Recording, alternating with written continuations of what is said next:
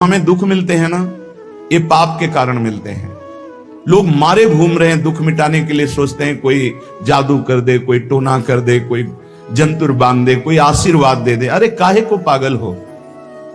यदि तुम अच्छे आचरण करते हो, भगवान नाम जप करते हो, सद धर्म से चलते हो, तो तुम्हें किसी से आशीर्वाद मांगने की जरूरत नहीं। बात मान लीजिए, प्रार्थना मान लीजिए। दिखावे में लाखों लोग अपने जीवन को नष्ट करने के लिए तैयार हैं।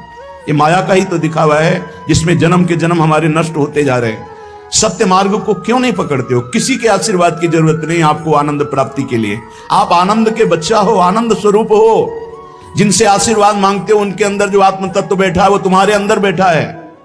वही संपूर्ण आनंद लिए तुम्हारे अंदर बैठा है। तुम्हें किसी से गिगियाने की जरूरत नहीं। बस तुम अपने स्वरूप को नहीं पहचान पा रहे हो, अपनी शक्ति को जागृत नहीं कर पा रहे हो, इसलिए तुम दौड़े घूम रहे हो। भागने की जरूरत नहीं है।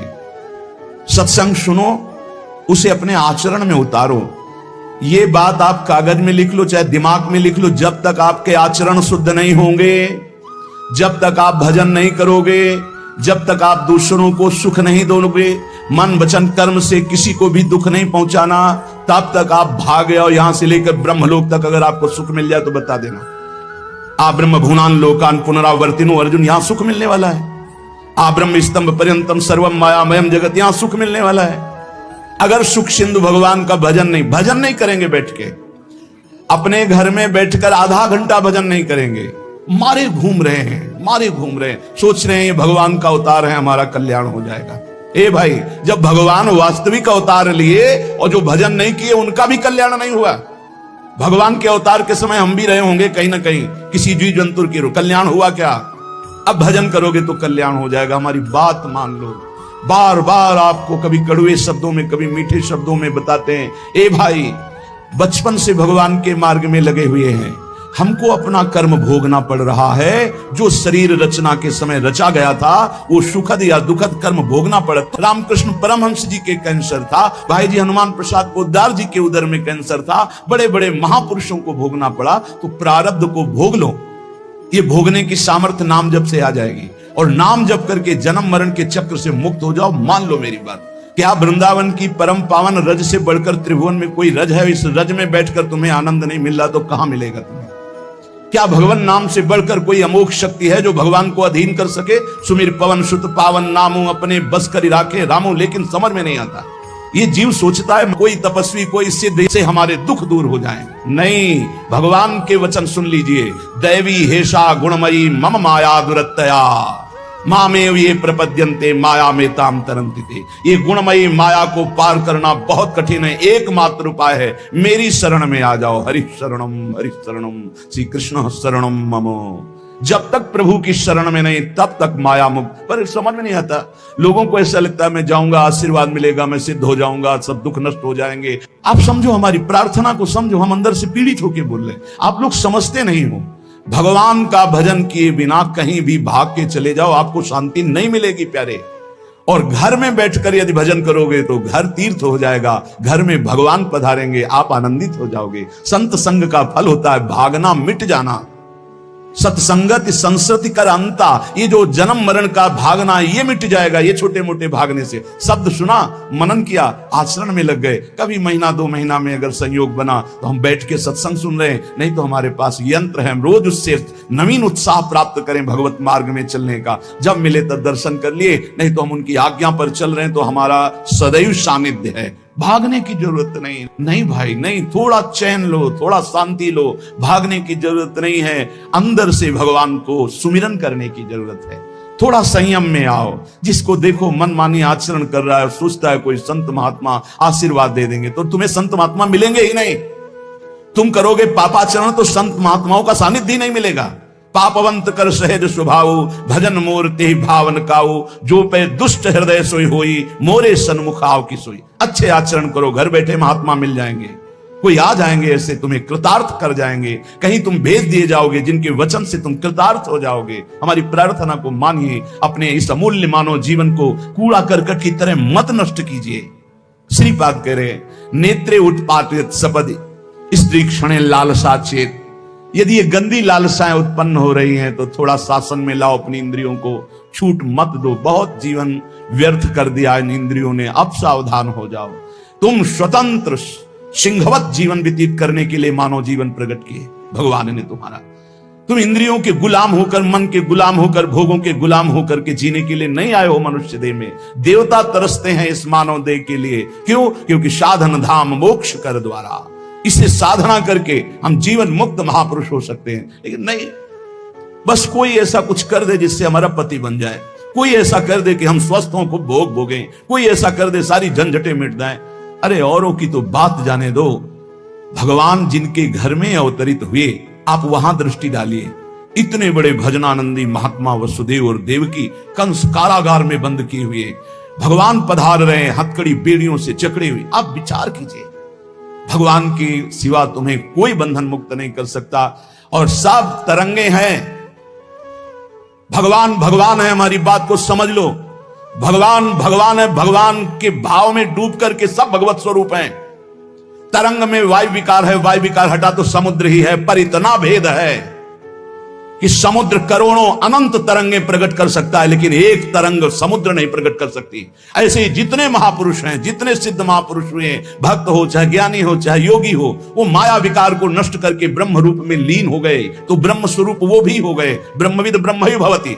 लेकिन ब्रह्म तो ब्रह्म है, जिसने एक संकल्प मात्र से अनंत सृष्टि का सृजन कर दिया, उसकी समानता करने वाला त्रिभुवन में कोई नहीं। तो उन्हीं भगवान की, चाहे निराकार मानो, साकार मानो, सगुण मानो, निर्गुण मानो, उन्हीं भगवान की शरण में जाने के लिए सब संत महात्मा, और जो भगवान की शरण से अलग करके अपने को भगवान माने, तो हमें लगता है फिर बचना चाहिए ऐसे भगवानों से, जो अपने वचन से, अपने आचरण से, अपनी हृदय की भावनाओं से जीवों के माया जनित आकर्षण को नष्ट करके श्री भगवान से प्रीति करावे। उसे संत कहते हैं, उसे ब्रह्मर्षि कहते हैं, उसे महात्मा कहते हैं, उसे भक्त कहते हैं। शास्त्र उठा के देख लो, ब्रह्म स्वरूप हो गए हैं। दूसरों ने अनुभव किया कि साक्षात ब्रह्म है, लेकिन वो जब बोले तो अपने को ब्रह्म नहीं बोले। गोस्वामी तुलसीदास जी साक्षात भगवान के स्वरूप हो चुके। वो क्या कह रहे हैं? जो मैं अपने अवगुण कहूं, बाढ़ई कथा पार नहीं लाऊं, ताते मैं कछु अलप बखाने, थोड़े महू समुझे सयाने। कह रहे मैं अपने अवगुणों की यदि कथा कहूं तो ग्रंथ भर जाएगा। थोड़े बता दिए हैं कि मैं अवगुणी हूं, इसमें जो विवेकी जन है वो समझ पाएंगे मेरी बात को। क्या समझ पाएंगे? कि भगवान की शरण में जाने से जीव भगवत स्वरूप हो जाता है। गोस्वामी जी भगवत स्वरूप है, सामने भगवान बैठे हुए सबरी माता का स्तवन कर रहे हैं नवधा भक्ति के द्वारा।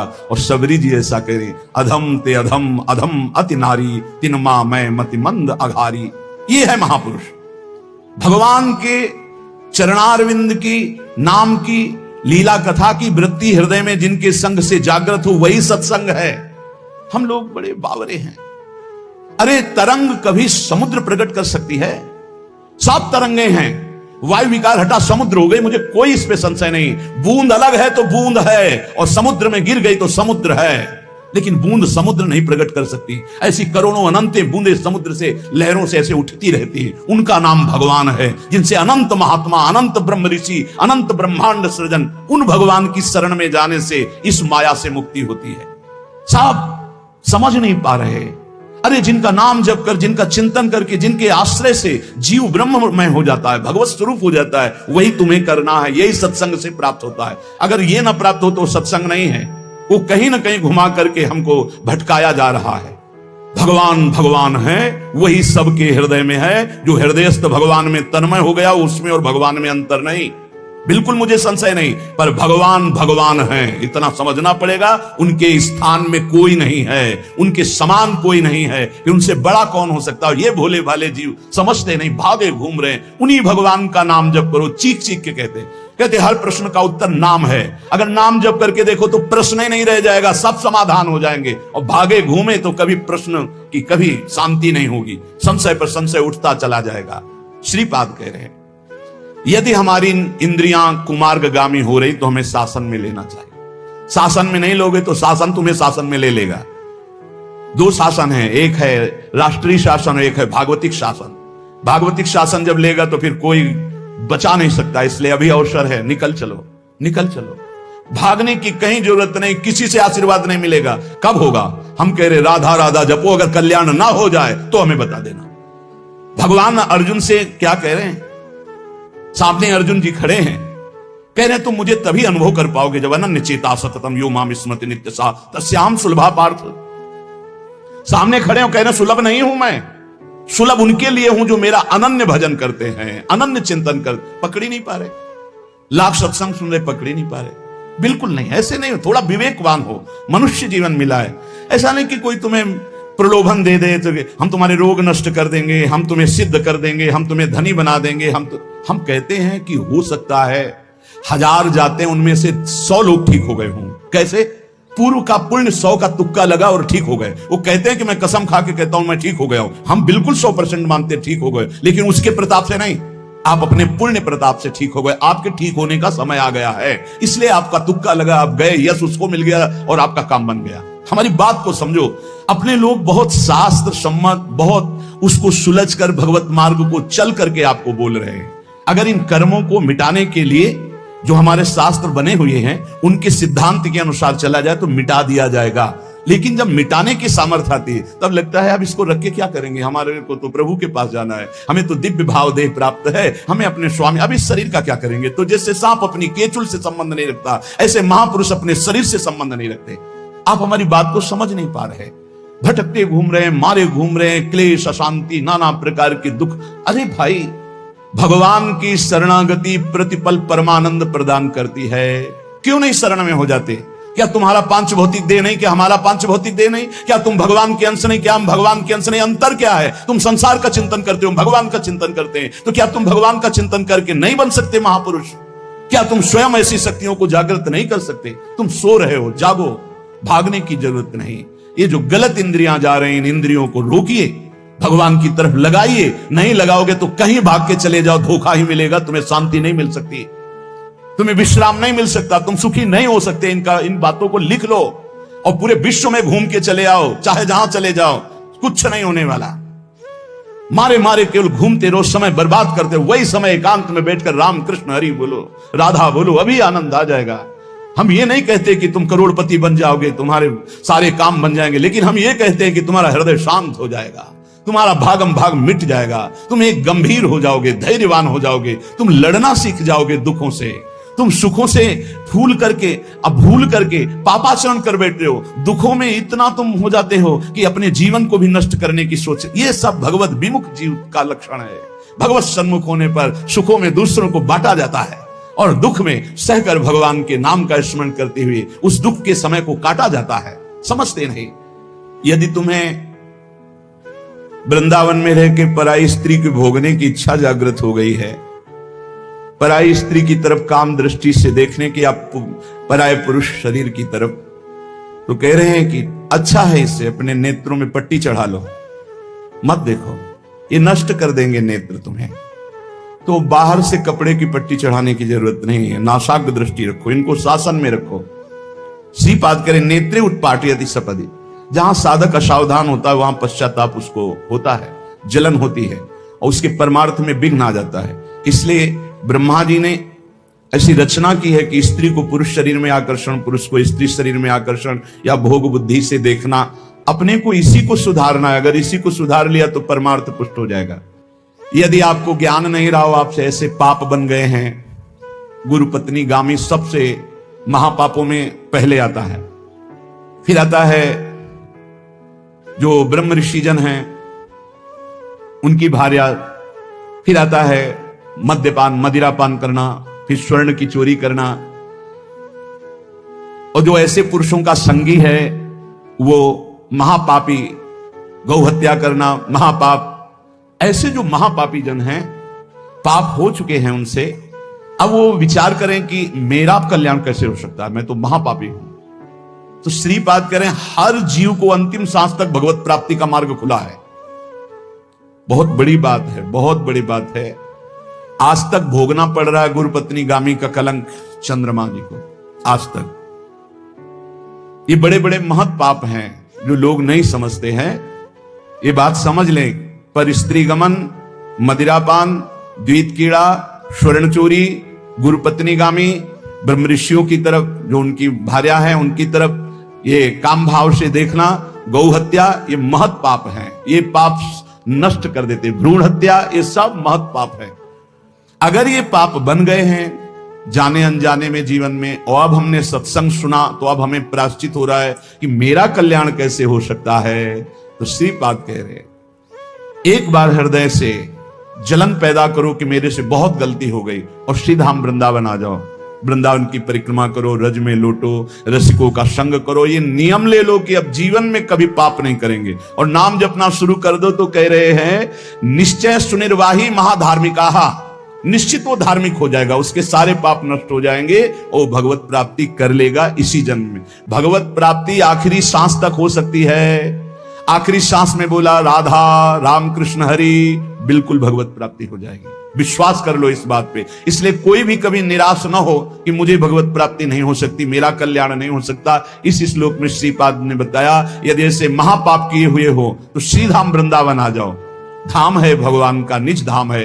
जो बड़े बड़े तीर्थों के अवगाहन से पाप नष्ट नहीं होते, जो कि महापाप कहलाते हैं, वो धाम में रज में लौटने से, परिक्रमा करने से, नाम कीर्तन करने से, सत्संग सुनकर सतमार्ग में चलने से, कह रहे हैं निश्चय सुनिर्वाही महाधार्मिका, निश्चय उसके सारे पाप नष्ट हो जाएंगे और वो धार्मिक ही नहीं महाधार्मिक हो जाएगा। यदि ऐसा पुरुष है, ऊपर के श्लोक में जो बताया महापापी, अब कह रहे हैं अगर ऐसा पुरुष है कि कभी धर्म की चर्चा ही नहीं सुनी, जो सदैव अधर्म में ही ग्रस्त रहा है, और इतना नीच है कि पापी लोग भी उसकी निंदा करते हैं। कुछ पाप ऐसे होते हैं जिनकी पापी लोग भी निंदा करते हैं। जैसे जेल कोई जाता है, हमें बताया गया है, तो उनमें कैदी लोग पूछते हैं क्या करके आया है, वो बताया गया कि भाई ये राष्ट्र रक्षा के लिए ऐसा ऐसा किया, पर अधिकार नहीं था, तो अनाधिकार चेष्टा में इसने अपने समाज की रक्षा के लिए ऐसे ऐसे किसी ऐसे उपद्रवी को मारा। तो हाथ मिलाते हैं उसको सम, ये काहे क्या है, बोले अपनी बेटी के साथ ऐसा गंदा आचरण कर। तो बोले वहां के कैदी भी गुस्सा होकर उस पर दृष्टि रखते हैं, उसे घृणित दृष्टि से देखते हैं। तो यहां कहने जो धर्म की वार्ता नहीं जानता, अधर्म से ग्रसित रहा है, और नीच पुरुष पापी लोग भी उस पर क्रोध दृष्टि से देखते हैं।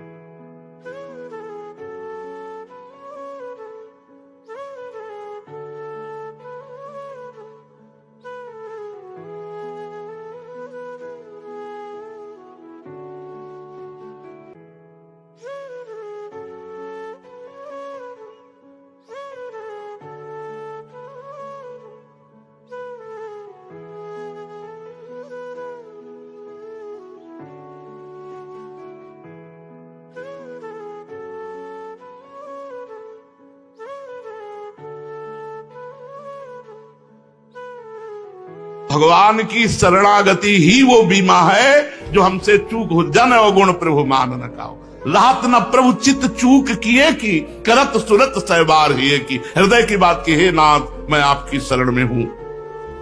सर्वत्र सर्वथा सर्वदा के लिए तुम सुखी हो जाओगे। सर्वत्र सर्वथा सर्वदा के लिए सुखी हो जाओगे यदि ये बीमा हो गया। अभय कर देंगे भगवान, तुम्हें संपत्तिशाली कर देंगे। सच्ची बात, इसी जीवन की बात है। मांगे भीख नहीं मिलती थी, जैसे गोस्वामी जी कह रहे हैं ना, टुकड़ा हमने देखा है। काली देव में बैठे एक पूड़ी लिए, उसमें भी हींग जो दाल में पड़ी थी और होम्योपैथिक दवा। वैसे आकाश की तरफ देख करके एकदम आया कि भगवान यदि ये रोग दिया है, परिस्थिति दी है, ऐसी गरीब परिस्थिति, कैसे भगवान, कैसे? अब दवा भी खानी है, भोजन भी नहीं है। आप क्या समझते हैं? बीमा हो गया फटाक से, देर नहीं लगा। अपार करुणा उनकी बरस रही, बाहर और भीतर भी। ऐसा नहीं है कि केवल बाहर है चकाचक हो, भीतर भी चकाचक है। चकाचक न हो तो किडनी फेल में बोल सकते हैं क्या? भीतर भी चकाचक आनंद दे रहे हैं और बाहर भी आनंद दे रहे हैं। ये बीमा हर साल जमा नहीं करना पड़ेगा। होता है क्या बीमा में हर साल जमा करना? होता है? इस बीमा में एक ही बार जमा करना है अपने आप को। देख लो, यहां झूठी बात नहीं चलेगी। तन मन धन सब तेरा, स्वामी सब कुछ है तेरा, तेरा तुझको अर्पण क्या लागे मेरा। यही बीमा है। तो भगवान के प्रति समर्पण कहां है? इस बीमा में हर साल भेंट देनी नहीं होती। इस बीमा में जीवन की भेंट देनी है, एक बार देनी है। एक बार हृदय से शरणागत हो जाओ, बार बार चिंता मत करो कि मैं शरणागत हूं कि नहीं। एक बार हृदय से हो गया कि मैंने स्वीकार कर लिया मैं प्रियाजू की शरण में हूं, वह हो गया बीमा। अब वो फंड पे फंड बढ़ता रहेगा। बाबा आपको हर साल समर्पित नहीं करना। जो एक बार सच्चे हृदय से भगवान के चरणों की शरण में आ जाता है, भगवान उसी क्षण सदा के लिए कभी नष्ट ना होने वाले अखंड सुख को उसके नाम कर देते हैं, अखंड सुख को नाम कर देते हैं। इसलिए हम सब भगवान की प्रिया प्रीतम की शरण में हैं, ये विश्वास करो और खूब नाम जप करो। खूब कृपा है। अगर भजन हो रहा है तो इससे बड़ी कोई कृपा नहीं। हम धाम वास कर रहे हैं। हम हर समय याद करने के लिए अपने सामने लिखा है, ये श्री वृंदावन धाम है। वृंदावन धाम में हम वास कर रहे हैं। सोचो कहां हमारे भाग्य, कहां पैदा हुए और कहां वास कर रहे हैं। वृंदावन धाम, रोज का रोज भगवत प्राप्ति हो रही। वृंदावन वास आप खिलवाड़ समझ रहे हो? अरे बिना किशोरी जी की कृपा के वृंदावन वास हो ही नहीं सकता। जिनको वृंदा विपिन है कृपा तिनहि की होए, वृंदावन में तभी तो राम पाइए सो। अब इससे बड़ा भजन क्या होगा वृंदावन वासी। दूसरा, रोज नाम वाणी सुनना ना चाहो तो भी सुनने को मिलेगा। ये कृपा नहीं तो और क्या है? तो जब तक जीव भगवान का भजन करके भगवान को प्राप्त नहीं कर लेता, तब तक उसे स्वप्न में भी शांति नहीं मिलेगी। क्योंकि हमारे मन में, इंद्रियों में एक भ्रम बैठ गया है कि अशांति होती है कामना से और कामना की पूर्ति से शांति होती है। ऐसा भ्रम बैठ गया है। कामना अशांत करती है तो सबको पता है, विचलित कर देती है। पर कामना के त्याग से शांति मिलती है। भगवान ऐसा कहते हैं, त्यागात शांति अनंतरम। जब हम अपनी कामना का त्याग कर देते हैं तो हमें शांति मिल जाती है। और हमें भ्रम बैठ गया कामना भोगों की हो, हम भोग लें तो शांति। इसलिए नाम जप करते हुए कामनाओं के त्याग की तरफ बढ़ें, कामनाओं की पूर्ति की तरफ नहीं। कभी पूर्ति नहीं हुई आज तक कि संसार में जितने भी मरे सब अभाव में मरे, अभाव लेकर ही गए।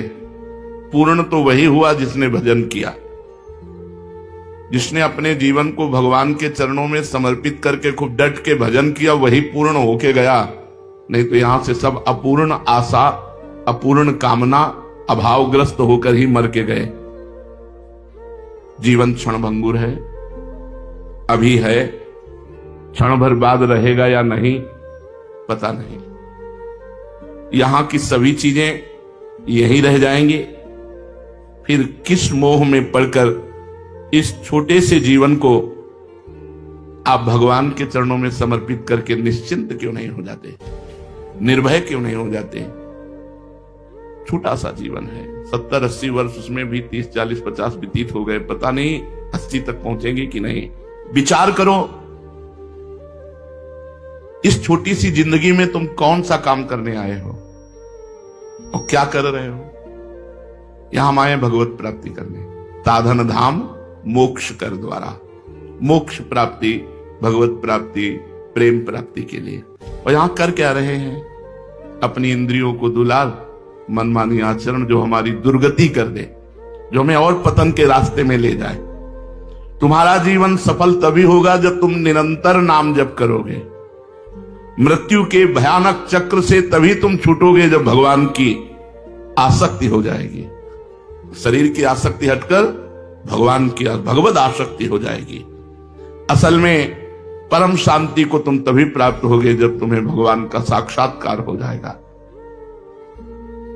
तुमने गर्भवास में भगवान से प्रतिज्ञा की थी, रो रो कर प्रभु से कहा था कि मुझे एक बार इस मां के गर्भ रूपी नरक से बाहर कर दो, मैं बाहर जाकर निरंतर तुम्हारा भजन करूंगा, दूसरा कोई उद्देश्य नहीं, केवल भजन करूंगा। लेकिन इस भगवती माया के प्रभाव से अपनी प्रतिज्ञा भूल गए और फिर फंस गए। ये माँ, ये पिता, ये अमुक, ये अमुक, ये अमुक कार्य, अमुक भोग, अमुक चिंतन। चेतो, सावधान हो, कहीं जीवन के ये दिन और रात व्यर्थ में न व्यतीत हो जाए। एक एक मिनट संभाल कर व्यतीत करो। राधा राधा राधा। अगर तुमने संभाल कर व्यतीत किया तो तुम्हें पछताना नहीं पड़ेगा, अगर संभाल कर व्यतीत नहीं किया तो तुम्हें पछताना पड़ेगा। मन पछतई है अवसर बीते। बाद में फिर क्या, जब मरने का समय आया, भयानक दुख घेर लिए, भगवान का विस्मरण, अब दुर्गति तुम्हारी पक्की, अब उस समय तुम्हारे को पछताने का भी टाइम नहीं मिलेगा। आज तक जो भूल हुई सो हुई, आज से संभाल लो। जितने जीवन के दिन बाकी हैं, दृढ़ संकल्प करो कि एक मिनट भी अब व्यर्थ नहीं जाने देंगे। हर मिनट में भगवान का भजन करेंगे, भजन में लगाकर अपने जीवन को सफल करेंगे। ऐसा अवसर बार बार मिलने वाला नहीं। परम लाभ को प्राप्त करने के लिए अपनी तरफ से भजन करो।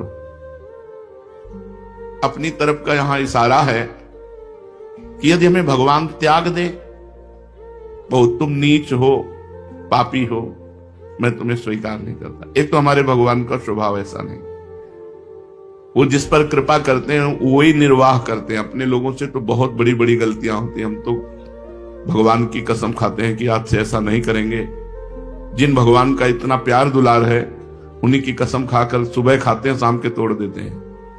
वो इतने उदार है कि वो ये सब देख करके भी क्षमा करते हैं, नहीं तो अपराध पे अपराधी अपने से होते हैं। शीघ्र चेतो, अपनी तरफ से भजन करो।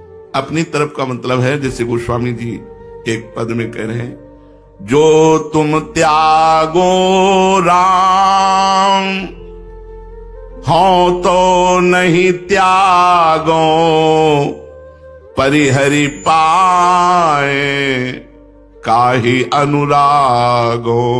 जो तुम त्यागो राम, हो तो नहीं त्यागो, परिहरि पाए काहि अनुरागो।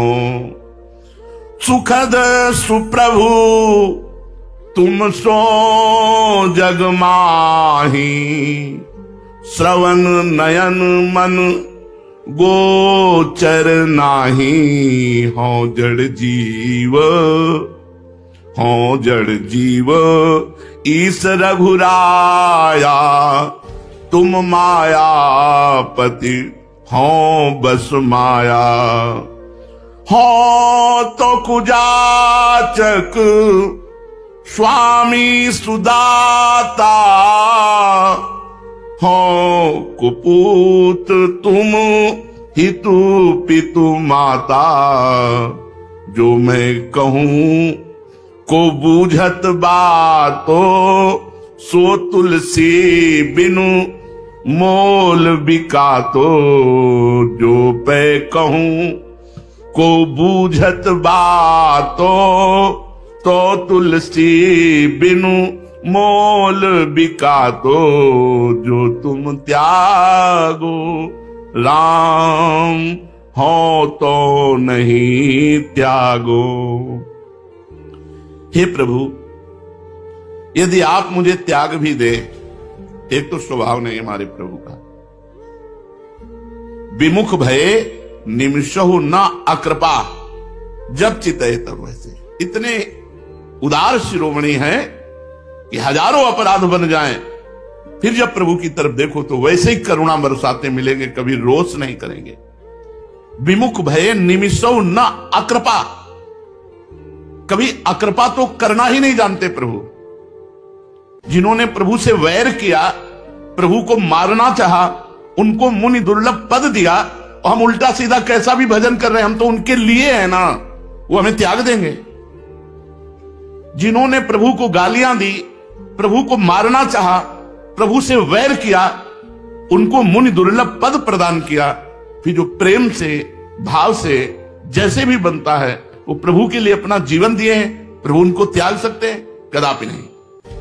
ऐसा हमारे प्रभु का स्वभाव ही नहीं है। पर गोस्वामी जी कह रहे हैं, अपनी तरफ से जो भजन करने की बात है वो ये गोस्वामी जी कह रहे हैं कि हे प्रभु, यदि आप मुझे त्याग भी दे मान लो, तो मैं आपको नहीं छोड़ने वाला। तो ये अपनी तरफ से भजन का मतलब ये है कि अगर प्रभु मुझे नीच समझकर त्याग देते हैं तो भी मैं प्रभु को छोड़ने वाला नहीं। सुनो राम जी, यदि आप मुझे त्याग दोगे तो मैं आपको छोड़ने वाला नहीं, क्योंकि आपके चरणों को छोड़कर मुझे कोई ऐसा दिखाई नहीं देता जिसका आश्रय ले। किसका आश्रय ले? यहां सब भयभीत हैं। ब्रह्मा भी काल चक्र के अंतर्गत है, ना कि काल चक्र से बाहर। उनकी भी 2 परार्ध की आयु है, जहां उस समय पूरा हुआ तो काल चक्र उनका सब ऐश्वर्य वैभव विलुप्त कर देता है। उनका भी अंत होता है, ब्रह्मा का भी अंत होता है। 2 परार्ध आयु है, उसके बाद बदल जाते हैं, ब्रह्मा भी बदल जाते हैं, शरीर भी पूरा हो जाता है। दिव्य शरीर है पर 2 परार्ध के बाद वो पूरा हो जाए। काल चक्र से ब्रह्मा भी नहीं तो किसकी शरण ले? फिर ये सब ब्रह्मा के बनाए हुए हैं। जब ब्रह्मा भी कालातीत नहीं है, वो भी 2 परार्ध आयु वाले हैं, तो यहां किसकी शरण ले? आप छोड़ भी दो मुझे तो मैं किसकी शरण लूं? गोस्वामी जी कह रहे। क्यों? क्योंकि आपके समान, ये हम भी हृदय से कह रहे हैं, अपने जन के अवगुण ना देखना और अवगुणों को गुण मान करके उसकी महिमा विख्यात करना, जहां दंड देना चाहिए वहां पुरस्कार दिलाना, यह हमारे स्वामी का स्वभाव है। अनुभव की बात कहते हैं, ये छाती की बात कहते हैं। हमारे प्रभु हरि का स्वभाव ऐसा है कि हमें पता है कि हमें दंड मिलना चाहिए, लेकिन वो पुरस्कार दे रहे हैं।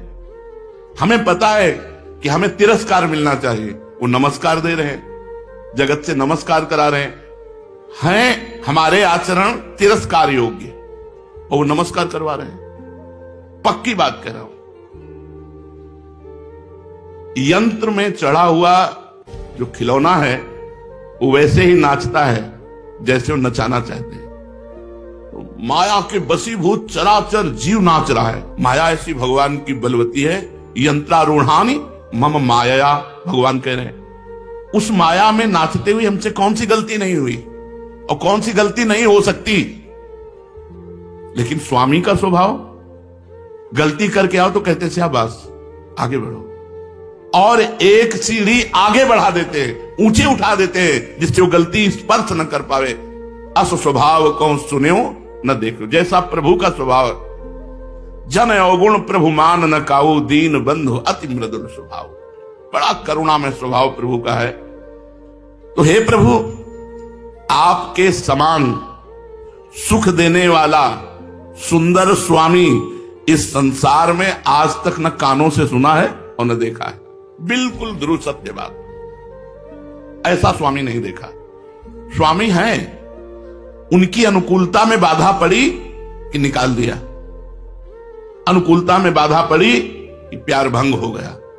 लेकिन ऐसे स्वामी कि प्रतिकूलता पे प्रतिकूलता करता जाए और वो उसके अनुकूल होते चले जाएं, ऐसा स्वामी तो केवल प्रभु है, दूसरा कोई नहीं। प्रभु के प्रतिकूल, प्रभु त्याग दें ऐसे आचरण करने वाले, और प्रभु दुलार पे दुलार करते चले जाए। ये हम कथा नहीं कह रहे, हम हृदय की बात कह रहे। ऐसे हमारे स्वामी हैं, क्योंकि हम अपने हृदय की बात जानते हैं, आप अपने हृदय की बात जानते हैं। देख लो किस कोटि के हैं हम, कहां प्रभु, कहां सुकुमारी अलबेली सी किशोरी जू, और कहां हम। तो जब इस पर देखते हैं तो कहीं कोई गुंजाइश नहीं है, पर उनकी कृपा।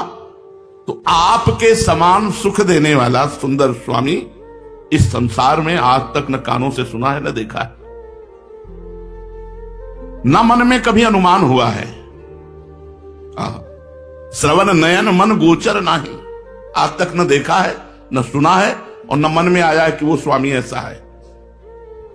हे रघुनाथ जी, क्षमा करना, मैं जड़ जीव हूं और आप ईश्वर हैं। आप माया के स्वामी हैं, माया आपके बस में है और हम माया के बस में हैं। मैं कृतज्ञ हूं, भिख मंगा हूं, आपसे मांगता ही रहूंगा, अपराध करता ही रहूंगा, कृतज्ञ नहीं हूं। आप इतनी कृपा कर रहे हैं कि हमको आपकी कृपा के उसमें कृतज्ञता में डूब जाना चाहिए, लेकिन हम कृतज्ञ हैं। आपकी कृपा हो रही और मैं अपराध पे अपराध विमुख होकर के आपसे आचरण कर रहा हूं। बिल्कुल ध्रुव सत्य बात है इसमें। हमको तो दीन बन करके बह जाना चाहिए आपकी कृपा में, पर हम कृपा के विपरीत आचरण करते हुए भी आपके कहा रहे हैं। भिखमंगा हूं पर आपका, आप उदार स्वामी हो।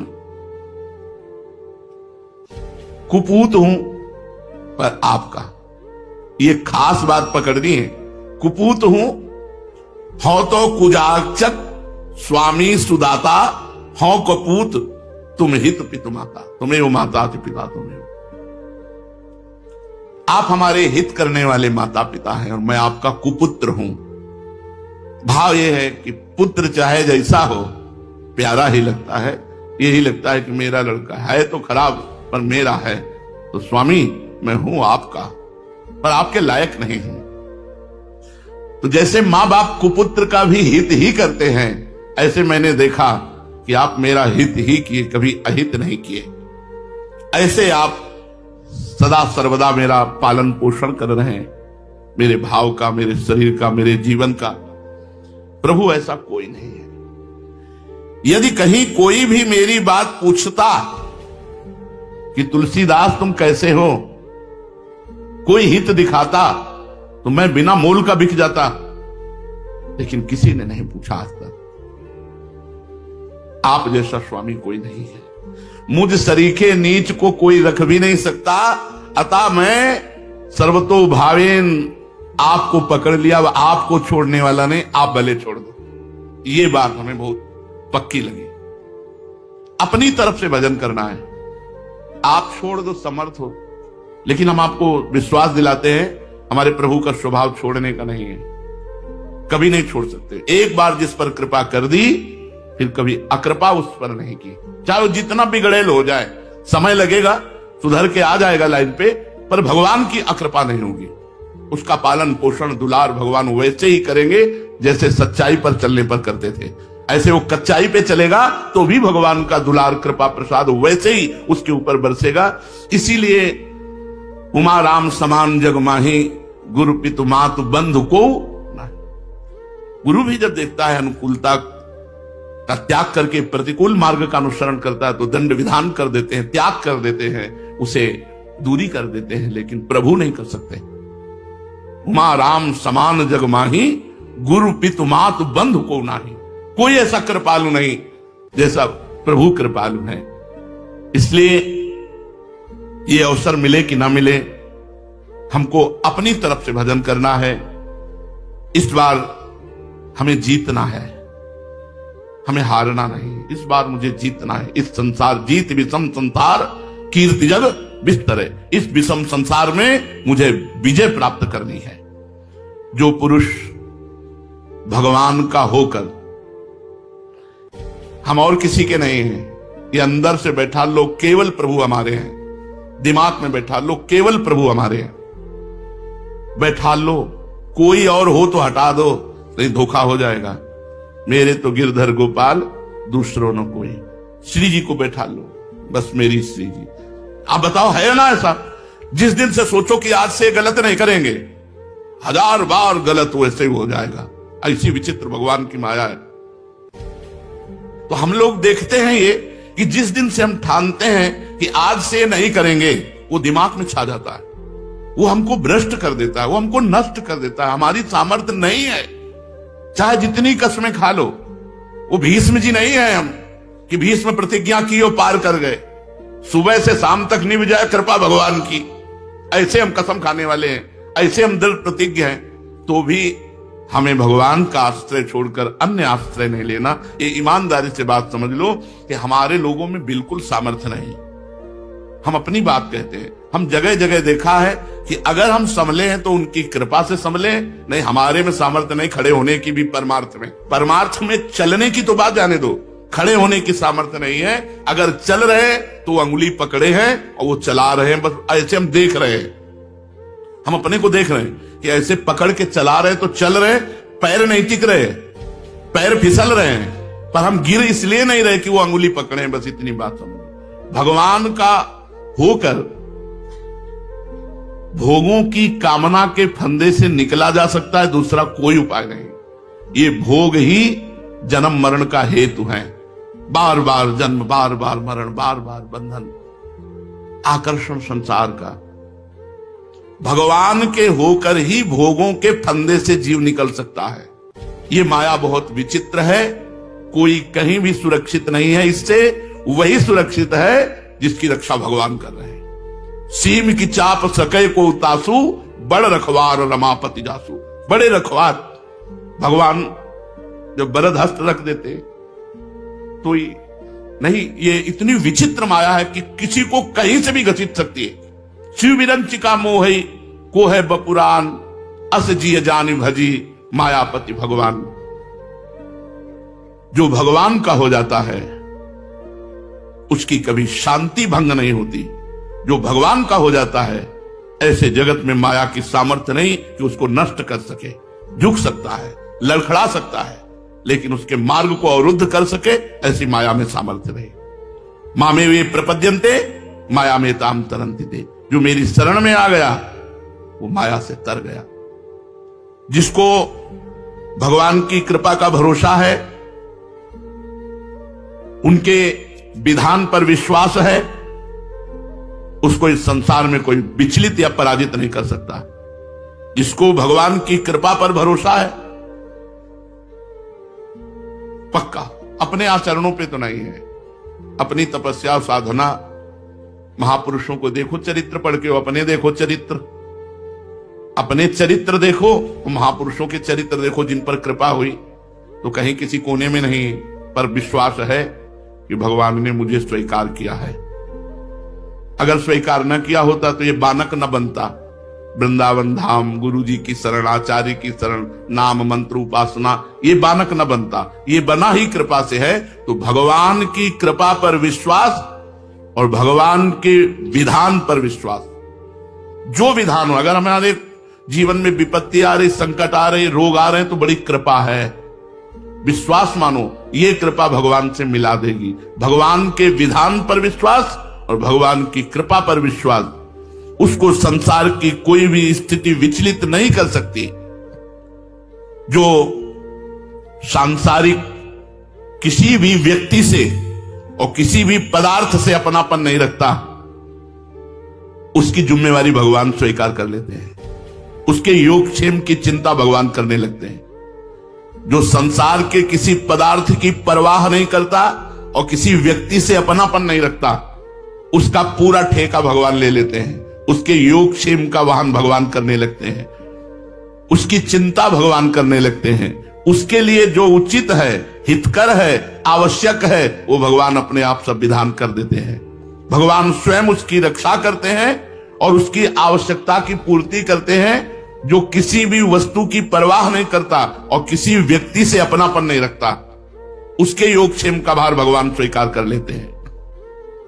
तुम्हारी आवश्यकता का पता भगवान को है, ठीक समय पर उचित निर्णय हो जाएगा। तुम्हारी आवश्यकता का पता भगवान को है, किसी से कहो मत, ठीक समय पर पूर्ण हो जाएगी, ये शब्द नहीं कह रहे, उचित निर्णय हो जाएगा। वो पूर्ण नहीं होनी है तो नहीं पूर्ण होगी। आवश्यकता तुम्हारी कामना है, अगर वास्तविक आवश्यकता है तो अपने आप पूर्ण हो जाएगी, आपको चिंता करने की जरूरत नहीं। जिसके योगक्षेम का भार भगवान उठा लेते हैं, पहली बात उसकी कभी हानि होती नहीं, न आचरण से, न संपत्ति से, न जगत के किसी भी क्षेत्र से उसकी हानि नहीं हो सकती। लाभ ही लाभ रहेगा। जो भगवान की शरण में हो गया और जिसका योगक्षेम भगवान वहन कर रहे हैं, उसका लाभ ही लाभ होगा। किसी भी क्षेत्र में हो, लाभ ही लाभ होगा। सबसे बड़ा लाभ भगवान का चिंतन निरंतर होगा।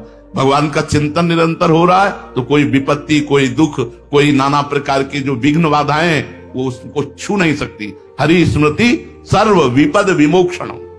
सर्व, सब प्रकार के संकट, सब प्रकार के भय, सब प्रकार के दुखों का नाश उसके हो जाता है जो हर समय भगवान का मधुर मधुर चिंतन करता रहता है। अब कोई प्रश्न कर सकता है कि मैं भगवान की शरण में भजन करता हूं, मेरी तो हानि हो गई। वो हानि ही नहीं है। नाशवान का नाश होगा, अविनाशी का नहीं। और वो हानि लाभ देने वाली होगी। सबने छोड़ दिया, सब सुविधा लुट गई, कोई हमारा नहीं, बढ़िया लाभ हो गया। अब भगवान के सिवा हमारा कोई नहीं। वही हमारा भरण पोषण करेंगे, वही हमारी जिम्मेवारी स्वीकार करेंगे, वही हमारी आवश्यकता को दे। इससे बढ़िया लाभ क्या? ये तो परम लाभ हो गया। अब हमारी हानि हो ही नहीं सकती। हानि होने पर भी हानि नहीं हो सकती। वो हानि लाभ दे के जाएगी जो भगवान की शरण में हो। अगर भगवान की शरण में नहीं तो लाभ शब्द से संबंध है नहीं, हानि ही हानि है। जैसे एकांतिक में एक से बताया कि आप इतनी बड़े पद में हैं, इतनी बड़ी डिग्री लिए हैं, लेकिन जब मरेंगे तो अगले जन्म में फिक्का पढ़ना पड़ेगा। ये डिग्री नहीं आपको याद रहेगी, ये पद नहीं मिलेगा, फिर ककारा से शुरू करना पड़ेगा। और यदि इस जन्म में 100 बार राधा राधा कहा तो अगले जन्म में 101 से शुरू होगा, 99 से नहीं। इसलिए अत्यंत आवश्यक है भगवान का नाम, भगवान की शरणागति। जिसकी दृष्टि बहुत छोटी होती है वो भगवान की कृपा को सीमा में बांधता है। अगर भगवान की कृपा होती तो हमारा एक काम बन जाता, भगवान की कृपा होती तो ये आदमी हमको गाली क्यों देता, भगवान की कृपा होती तो हमारे शरीर में रोग क्यों होता, भगवान की कृपा होती तो हमें ये लाभ मिल जाता। ये छोटी बुद्धि की बात है। भगवान की कृपा को किसी बात में बांधो मत। असाध्य रोग होना भी भगवान की कृपा है, ये हमने संतों से सुना। भगवान की कृपा से सबका संबंध छूट जाना, ये भगवान की कृपा से सब वस्तुओं से राग मिट जाना या सब वस्तुओं का नष्ट हो जाना बड़ी कृपा का स्वरूप है। हम लोग कृपा को अनुकूलता से तौलते हैं। आपको सही कहते हैं, सच्ची शरणागति प्रतिकूलता में ही होती। जब कुछ अपना नहीं होता, कोई अपना नहीं होता और वो फुटपाथ में खड़ा होता है तब आकाश की तरफ देखता है। और सच्ची शरणागति तभी होती है कि त्राहिमाम, अब आपके सिवा कोई नहीं, तो बस उसी दिन से गेम बदल जाता है। सब कर्म विधान भस्म करके नए भाग्य की रचना भगवान कर देते हैं। जिस दिन से शरणागति होती है उस दिन से भाग्य काम नहीं करता, भगवान का विधान काम करता है। बस शरणागति होती ही प्रतिकूलता में है। अनुकूलता में किसी बिरले की शरणागति हुई हो, बहुत विवेकवान जो हो, नहीं तो होती ही प्रतिकूलता में है। जब सब तरह से प्रतिकूलता घेर लेती है तो शुद्ध शरणागति का प्रादुर्भाव होता है। जो शरणागत होता है वो भविष्य की चिंता नहीं करता। भविष्य में क्या होगा, भविष्य की चिंता अल्पज्ञता है। भविष्य तो हमारे भगवान के हाथ में है। वर्तमान में भगवान का हम चिंतन करते हैं और भविष्य के लिए निश्चिंत होकर सोते हैं। काहू के बल भजन को काहू के आचार, व्यास भरोसे कुंवर के सोवत पांव पसार। वर्तमान में जब जागे तो प्रिया भजे, नहीं तो सोवे पांव पसार। संतों ने कहा जब जागे तो प्रिया भजे, जितनी देर हमें चेतना है तो राधा राधा राधा। भविष्य हमारा उज्जवल है क्योंकि भगवान की हम शरण में हैं। भगवान में यथार्थ विश्वास हो जाए, मानो जैसे बीमा नहीं हो जाता, तुम्हारी गाड़ी नष्ट हुई तो तुम्हें पूरा पैसा मिलेगा, गाड़ी का बीमा हो जाता ना, तुम्हारा बीमा हो गया। भगवान की शरणागति तुम्हारा बीमा हो गया। अगर तुम गिरते भी हो ना, बीमा में क्या होता है, बोले तुम्हारी गाड़ी का बीमा हुआ और गाड़ी नष्ट हो गई तो पैसा मिलेगा ना। यहां आग लगी थी, बीमा अगर है तो आपको पैसा, लैपटॉप जल गया तो आपको लैपटॉप मिलेगा कि नहीं मिलेगा, आपकी गाड़ी जल गई तो गाड़ी का पैसा मिलेगा कि नहीं मिलेगा। ऐसे आप भ्रष्ट हो गए तो भगवत प्राप्ति आपको होगी, क्योंकि आपका बीमा हो गया है। शरणागति का मतलब है बीमा हो जाना। ये बड़े मौज की बात है। अगर आप पथ से भ्रष्ट भी हो जाते हैं, भगवत विमुख आचरण भी बन जाते हैं, तो आपका बीमा है, आपको भगवत प्राप्ति होगी। भगवान का आसरा, भगवान का भरोसा, जो भगवान में यथार्थ विश्वास करता है, भगवान की शरण में होता है, उसका बीमा हो जाता है। ये बीमा कंपनियां तो जांच करके फेल भी कर सकती है, कोई बहाना लगा करके कि भाई प्रमाण सही नहीं मिल रहे हैं इसलिए हम पैसा नहीं दे पाएंगे। पर भगवान का बीमा पूर्ण है, वहां जांच नहीं होती, फंड पे फंड जुड़ता रहता है और वो अपार संपत्तिशाली बन जाता है, जिसका भगवान के यहां से बीमा है। मेरा शरीर भगवान को अर्पित है, मेरा जीवन भगवान को अर्पित है, मैं केवल भगवान से लूंगा, भगवान में तो कह रहे फंड पे फंड जुड़ता चला जाता है और अपार संपत्तिशाली बन जाता है।